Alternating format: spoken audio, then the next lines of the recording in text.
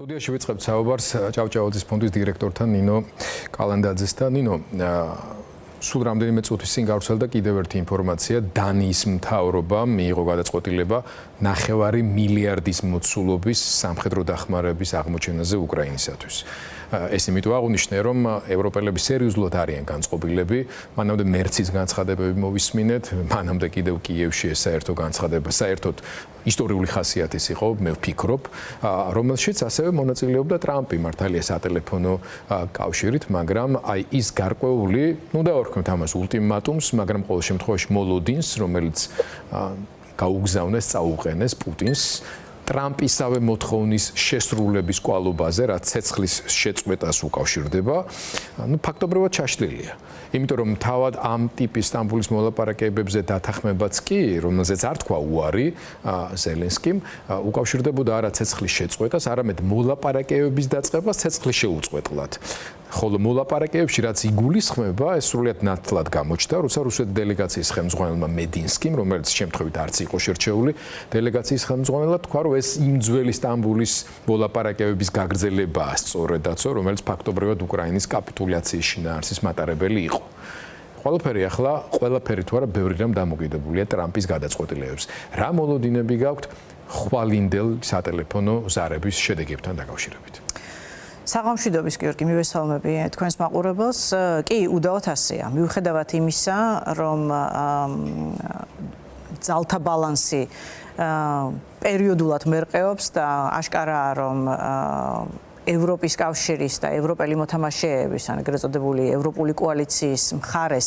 სრულიად ჩამოყალიბებული პოზიციები არსებობს და მათ შორის პოზიციები უკრაინის მხარდაჭერასთან მიმართებით, მათ შორის უკრაინის ნატოს წევრობასთან მიმართებით, იმისგან დამოუკიდებლად, რა როლს ითამაშებს ამერიკის შეერთებული შტატები, ანუ ტრამპის მიერ ამერიკის შეერთებული შტატების ახლებურად განსაზღვრული როლის გათვალისწინებით ევროპას ძალიან კაფიო პოზიცია აქვს დაფიქსირებული, რომ მათი ხედვები არ შეიცვლება, უფრო მეტიც ისინი მზად არიან ამ გეოპოლიტიკურ თამაში ის ფუნქცია თუ როლი აიღონ თავის თავზე, რომელმაც შესაძლოა ამ ეტაპზე ამერიკის სავალდებულო თანამონაწილეობა არ განიხილოს. მიუხედავად ამისა, რასაკვირველია თუ ჩვენ საუბრობთ იმაზე, რომ ცეცხლის შეწყვეტის შეთანხმება შედგეს, ამ სამშვიდობო მოლაპარაკებებს რაღაც ეტაპამდე მაინც გარღვევა ჰქონდეს და ჩვენ რაღაც ეტაპიდან დავიწყოთ საუბარი გრძელვადი ამ მშვიდობაზე, გამსაზღვრელია საბოლოო ჯამში ამერიკის შეერთებული შტატების პოზიცია და კონკრეტულად დონალდ ტრამპის პოზიცია. ამიტომაც არის, რომ ყველა ძალიან დიდი მოლოდინით უყურებს, რა ტიპის საუბარი შედგება ვლადიმერ პუტინთან და მოლოდინით იმის გათვალისწინებით, რომ ჩვენ თქვენ სიუჟეტიც მოვისმინეთ, იკვეთება, რომ ვაშინგტონის ახალმა ადმინისტრაციამ საკმაოდ დიდი ფორა მისცა აქამდე ვლადიმერ პუტინს, მას ჟარგონულად რო ვთქვათ, ბევრი რამ გაუტარა, ბევრ რამეზე თვალი დახუჭა, ბევრი პირობის დარღვევის მიუხედავად კიდევ დამატებით არა მარტო შემოვაშველებ ერთ-ერთ საინტერესო არგუმენტს გასულ კვირას ამერიკულ მედიაში გამოქვეყნდა უკრაინაში ახლა უკვე ყოფილი ელჩის ბრიჯიტ ბრიქსის, ჩვენ მას კარგად ვიცნობ, რადგან საქართველოში ელჩის მოადგილე იყო, სტატია იყო, ეს არ იყო პატარა ინტერვიუ, სტატია, სადაც ის ხსნის ელჩობიდან მისი გადადგომის მიზეზებსა და არგუმენტებს და ბევრი მნიშვნელოვანი რაღაცას ამბობს, მაგრამ მათ შორის იმას, რომ ის არ ეთანხმებოდა ახალი ადმინისტრაციის პოლიტიკას, რომლის შედეგიც აღმოჩნდა არა ის, რომ პუტინსა და აგრესორ მხარეზე აქტიური წნეხი განხორციელებული იყო, არამედ მსხვერპლ მხარეზე ხორციელდებოდა წნეხი და მას ამ პროცესში არ უნდოდა მონაწილეობის მიღება, მაგრამ ეს ტენდენცია უკვე თავად პუტინის ბულემიისა და გაუმაძღრობის გამო მაინც როგორც ჩანს იცვლება, იმიტომ რომ დღესვე გავრცელდა მარკო რუბიოს ინტერვიუ იყო ამერიკულ ყველაზე დიდ თოქ-შოუში, სადაც მან თქვა ესეთი რაღაცა, რომ მან აუხსნა რუსებს, ანუ ამერიკელებმა აუხსნეს რუსებს, მას ლავროვთან ჰქონდა საუბარი და ალბათ ამას გულისხმობდა, რომ დრო გადის, ამერიკელი პოლიტიკოსების მოთმინების ფიალაც ივსება, პრეზიდენტი ტრამპის მოთმინებაც იწურება, რადგან ის ელის ცეცხლის შეწყვეტის შესახებ და მშვიდობის დამყარების თაობაზე გადაწყვეტილების მიღებას რუსული მხარის მხრიდან და რომ რუბიო ამბობს, რომ ადმინისტრაცია ვერ აკონტროლებს კონგრესსა და სენატს, რომელიც დამოუკიდებელი სახელმწიფო შტოა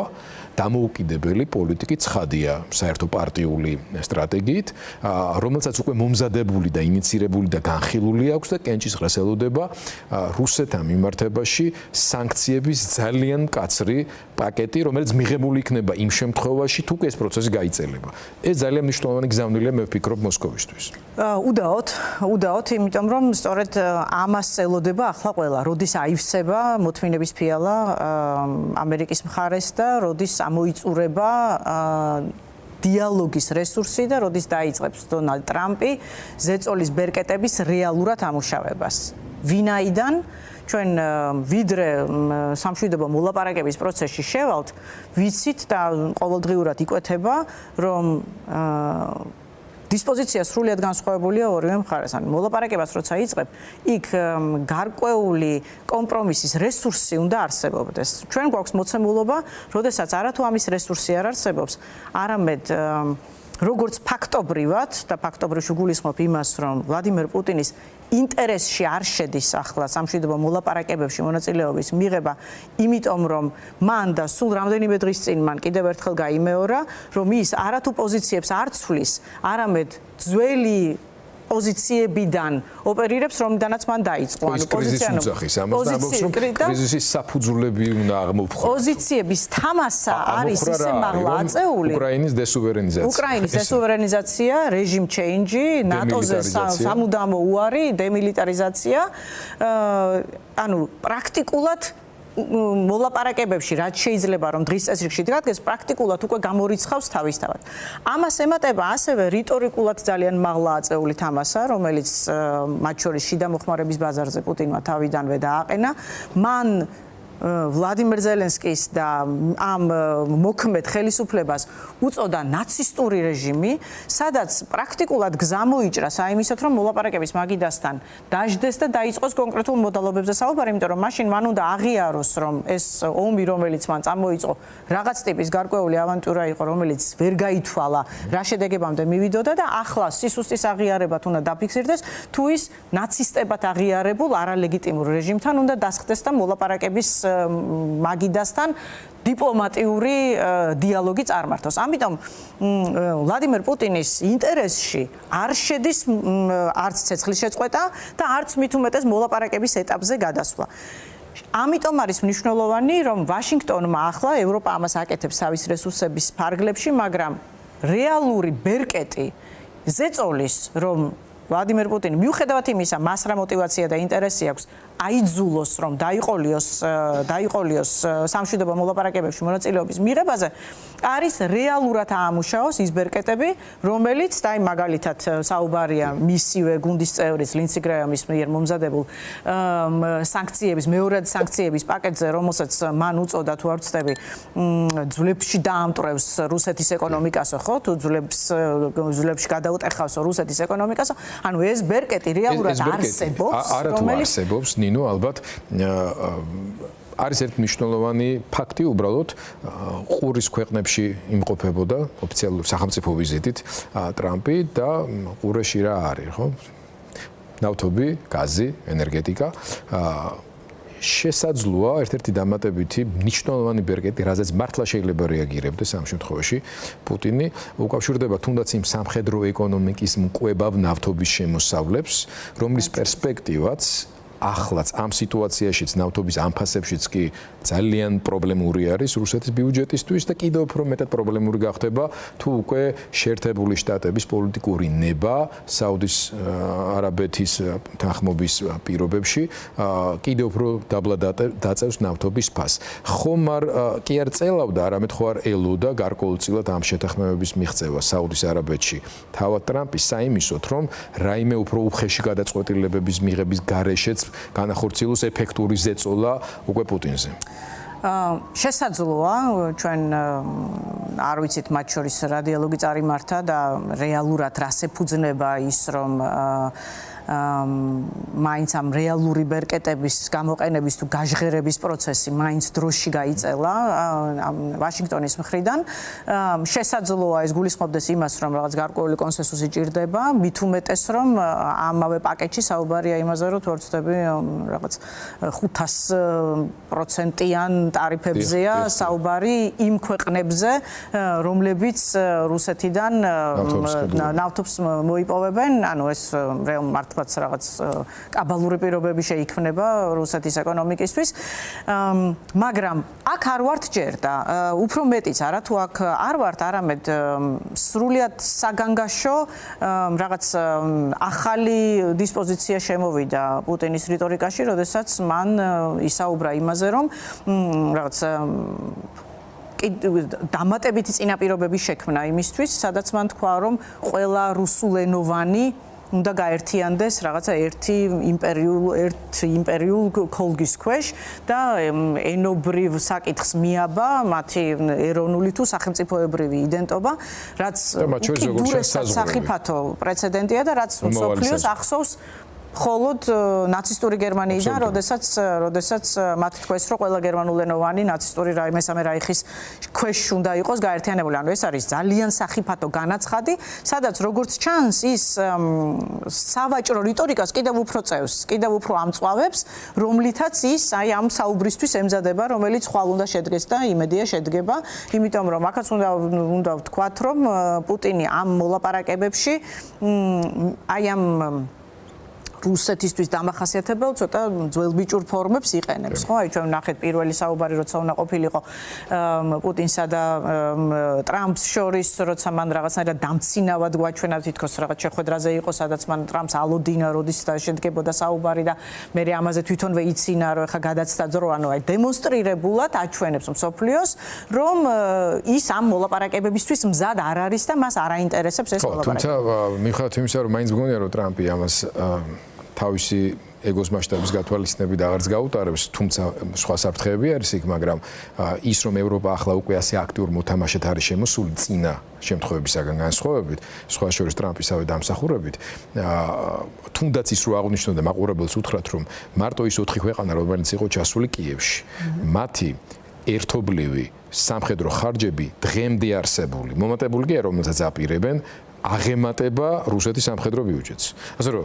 აქ საერთოდ აქ ევროკავშირის წევრი ქვეყნების ბიუჯეტებზე კი არა ლაპარაკი, ან ამათ მომატებულზე, არა, ამ მომენტისთვის არსებულზე. ასე რომ მნიშვნელოვანია, რა თქმა უნდა, ტრამპის პოზიცია შეერთებული შტატების ძალიან მნიშვნელოვანია, თუმცა არის ერთი მნიშვნელოვანი ახალი ფაქტორი, რომელიც თუნდაც ამ ტიპის მოლაპარაკებებში წინასგან განსხვავებით იმედი მაქვს, რომ განსხვავება შეიტან შედეგებშიც. და ნინო, ჩვენი საუბრის ბოლოს ახსენეთ რუსულენოვანიო, მაგრამ აი ეს რუსკი მირის კონცეფცია, რომელზეც დგას მთელი ეს რევიზიონისტული პოლიტიკა, ასე ვთქვათ, იდეოლოგიურად სამწუხაროდ მათ წარმოდგენაში მოიცავს საქართველოსაც. მიუხედავად იმისა, რომ საქართველოში ქართულ ენაზე, უძველეს ენაზე ვსაუბრობთ, მაგრამ არიან ქართველები, რომელთაც მიაჩნიათ, რომ სამშობლოს გადარჩენისა და არსებობის პერსპექტივა მხოლოდ აი ამ რუსულ წიაღში, რუსკი მირის წიაღში არის შესაძლებელი. ხო, ეს უკეთეს შემთხვევაში ვინც რაღაც იდეოლოგიურად შეიძლება ფიქრობდეს, დანარჩენის მერკანტილურ არგუმენტებზე ლაპარაკიც კი არ მინდა. რა გავლენას ახდენს აი ამ ტიპის ჯერჯერობით გაურკვევლობა და სტრატეგიული ბუნდოვანება დიდ მასშტაბში საქართველოში ქვეყნის შიგნით არსებული პრობლემების გარკვევის პერსპექტივაზე? მთელი ეს გეოპოლიტიკური პროცესი, რომელიც მიმდინარეობს და რომელიც გამწვავების ფაზაში შევიდა მას შემდეგ, რაც რუსეთი უკრაინაში შეიჭრა ფართომასშტაბიანი აგრესიით, პირდაპირ კავშირშია საქართველოს სახელმწიფოებრიობასთან, საქართველოს როგორც სახელმწიფოს ბედთან მომავალში და იმასთან თუ რა პროცესები მიმდინარეობს საქართველოში, საქართველოში, უშუალოდ საქართველოს სამეზობლოში და შავი ზღვის რეგიონში და მათ შორის რა პირობები და მმართველობის რა სტილი დამყარდება საბოლოო ჯამში დედაქალაქში, იმიტომ რომ ის პროცესები, რომელიც საქართველოში მიმდინარეობს, პირდაპირ კავშირშია აი ამ დღევანდელი მოსკოვის რევიზიონისტულ პოლიტიკასთან და მათ შორის იმასთან, რომ ყოფილი პოსტსაბჭოთა სახელმწიფოები სწორედ რომ ამ ახლებურ რუსულ სივრცეში უნდა მოიაზრებოდეს და როდესაც რუსეთ-უკრაინის ომი დასრულდება და ევროპის საზღვრების ახლებური დეფინირება მოხდება, იქ მოსკოვის ამოცანაა, რომ ქვეყნები, რომელთა ჩამონათვალში შედის პირველ რიგში საქართველო, სწორედ აი ამ ახალი რკინის ფარდის რუსულ მხარეს აღმოჩნდეს და არა დასავლეთის მხარეს აღმოჩნდეს. ეს ბრძოლა მიდის დღეს საქართველოში, ეს ბრძოლა დაიწყო რუსული კანონის ინიციირებით, ეს ბრძოლა მიმდინარეობს დღეს ოკუპირებულ ტერიტორიებთან მიმართებით. ეს არის პოლიტიკა, რომელსაც ივანიშვილი დღეს მოსკოვს უტარებს, რომ ცდილობს ფაქტები წინასწარვე შეიქმნას იმ მომენტისთვის, როდესაც დასრულდება ომი, რაღაც ეტაპზე მოლაპარაკებები წარიმართება უკვე ვლადიმერ პუტინთან, მაგრამ საქართველოს საერთოდ აღარ იყოს იმ დღის წესრიგში, რომელიც შესაძლოა გულისხმობდეს საქართველოს დასავლურ მხარეს მოქცევაში. ანუ საქართველო პრინციპულად მოიაზრება და მოსკოვი ამას დღეს ასე უყურებს, საქართველო არის ის ტერიტორია, მათ შორის პირველ რიგში გეოსტრატეგიული ამოცანები, მოსკოვის გეოსტრატეგიული ამოცანებიდან გამომდინარე, რომ მოსკოვის ამოცანა სრულად და უპირობოდ აკონტროლებდეს დერეფანს, სრულად და უპირობოდ აკონტროლებდეს თბილისს, იმისთვის რომ მან კონტროლი შეინარჩუნოს დერეფანზე, კონტროლი შეინარჩუნოს სომხეთზე და საერთოდ ეს შავი ზღვის რეგიონი არსებითად შეინარჩუნოს საკუთარი გავლენის ქვეშ. ამიტომ რაც აქვე ვახსენოთ, რომ არ ჩვენი უშუალო მეზობლების აზერბაიჯანის, სომხეთის, თურქეთის, არც ცენტრალური აზიის სახელმწიფოების ინტერესებში არ შედის. ეს ძალიან მნიშვნელოვანია. მიუხედავად იმისა, რომ იქ აზერბაიჯანის პირველი პირის იქნება თუ რაღაც გარკვეული განწყობების თვალსაზრისით, ჩვენ შეიძლება პარასასიამოვნო განცხადებები ისმოდეს სისტემასთან დასავლეთთან ურთიერთობაში, მაგრამ გეოპოლიტიკური ინტერესები აშკარად ნამდვილად არ ემთხვევა ამ შემთხვევაში პუტინისა და რუსეთის ხედვას სამხრეთ კავკასიაში. მათი გავლენების ზომასთან დაკავშირებით. არა თუ არ ემთხვევა, არამედ ალიევმა მიიღო გადაწყვეტილება, თავისი გეოპოლიტიკური არჩევანი გააკეთა და ძალთა ბალანსის დივერსიფიცირება მოახდინა, ასე რომ ის პრინციპულად რუსულ გავლენას გამოეთიშა და სომხეთი ახლა სულ უფრო იყურება დასავლეთისკენ. ამიტომ არის მნიშვნელოვანი პუტინისთვის, რომ თბილისზე შეინარჩუნოს კონტროლი. ამიტომ ებღაუჭება ის ივანიშვილის რეჟიმს და თბილის ასე მონდომებით, რადგან საკვანძოა საქართველოს შენარჩუნება მისი სამომავლო გავლენებისთვის რეგიონში.